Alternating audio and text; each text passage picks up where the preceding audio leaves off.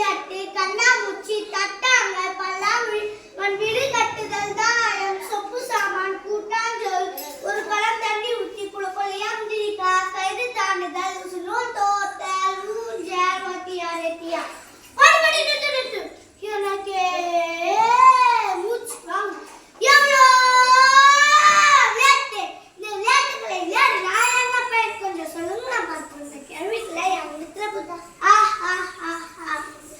இப்ப நான் சொன்னது எல்லாமே நான் பாரம்பரிய விளையாட்டுகள் தான்.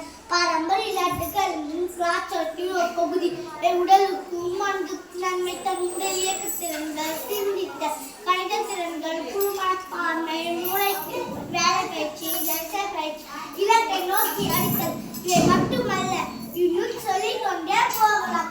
இப்போ இந்த காலத்துல இந்த பாரம்பரிய விளையாட்டுகளை நாங்க எப்படி கத்துக்கிட்டு விளையாடுறது? மறைந்தோறும் பாரம்பரிய விளையாட்டுகளை மீட்டெடுக்க சில வழிகள் இருக்கு. ஒன்று, பள்ளி கல்லூரி மாணவ இடையே பாரம்பரிய விளையாட்டு போட்டியினால் விழிப்புணர்வை ஏற்படுத்துங்க. பெற்றோர்கள் கூட தங்கள் குழந்தைகளை பாரம்பரிய விளையாட்டு விளையாட ஊக்குவிங்க.